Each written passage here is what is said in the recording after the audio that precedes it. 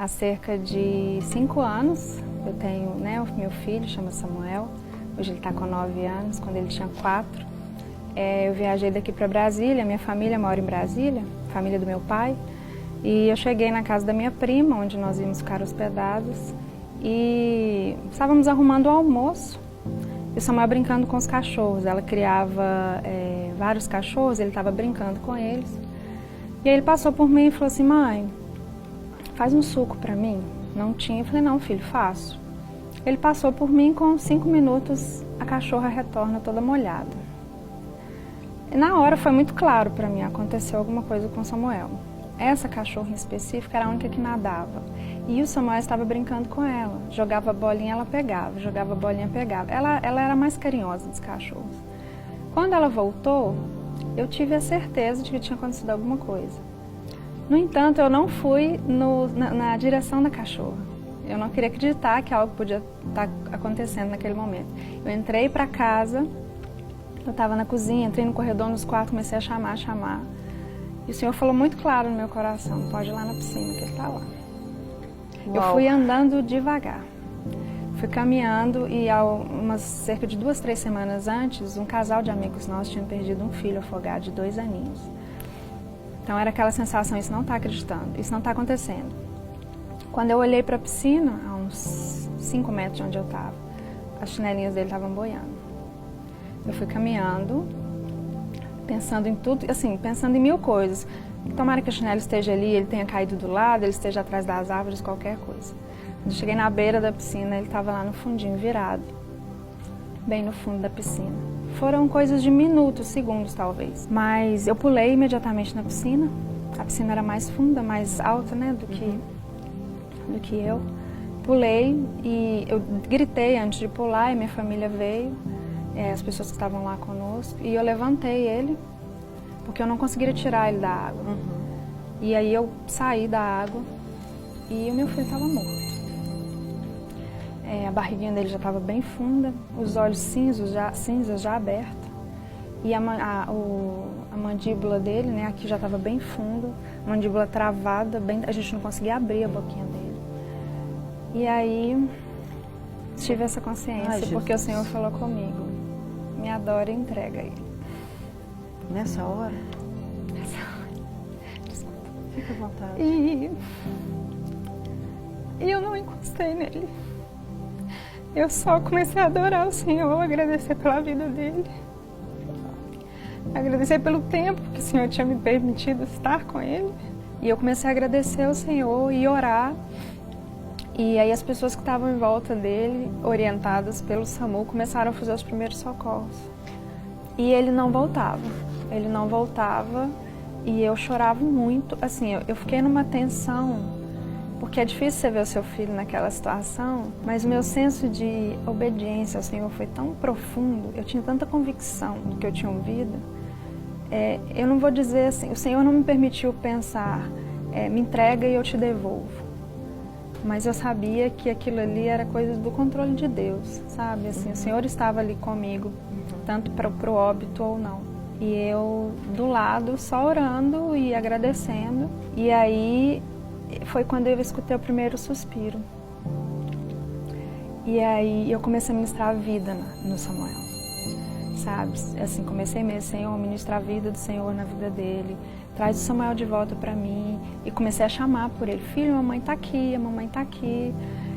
Chamando ele. E ele custava puxar o ar e voltava e parava. Custava puxar o ar, voltava e parava. E aí a gente começou a ver que alimentos começaram a voltar. Ele tinha acabado de comer uma coisa, a gente tinha chegado em Brasília, muitas horas de viagem. E aí a gente forçou bem a mandíbula dele. E aí ele começou a ter uma respiração mais com dificuldade, mas mais frequente. Só que ele começou a gritar muito. Ele berrava. E quanto mais ele berrava, mais dificuldade ele tinha de respirar. E eu comecei a cantar para ele. Cantei vários louvores. Tem a música Príncipe da Paz, que é uma música do Diante do Trono. Eu cantava muito para ele quando ele estava na minha barriga. Muito. E isso começou a acalmar ele. Só que com a questão de eu cantar para ele, o chefe da equipe falou assim, eu não tenho como levar essa criança sem a mãe. Ele falou assim, eu não sei o que ela está fazendo, mas eles precisam ir juntos. E eu fui cantando para ele o tempo todo, até ele chegar, e a oxigenação veio voltando, até chegar no hospital. Chegando lá, ele ficou gritando ainda muito, né? E aí os médicos resolveram dar uma medicação muito forte para ele, porque eles estavam com medo dele ter uma parada respiratória e ser, infelizmente, o que, né, daria o final na história, já que ele tinha conseguido alcançar tantas coisas. Aí deram uma medicação forte, ele dormiu durante 3 horas. Quando ele acordou, o médico falou, você não toca nele, deixa ele descer, deixa ele andar ou conversar e vamos ver o que aconteceu. Aí ele levantou e falou assim, mãe, o que eu estou fazendo no hospital? Eu falei, filho, você está um pouquinho dodói, a mamãe te trouxe, mas está tudo bem, a gente já vai sair daqui. Aí ele levantou, desceu da cama, foi no banheiro, fez xixi, voltou, sentou e falou assim, mãe, você sabia que eu afoguei? Eu sabia, filho, mamãe trouxe você no hospital porque ficou um dodóizinho no seu pulmão, você vai tomar o remédio e vai ficar tudo bem.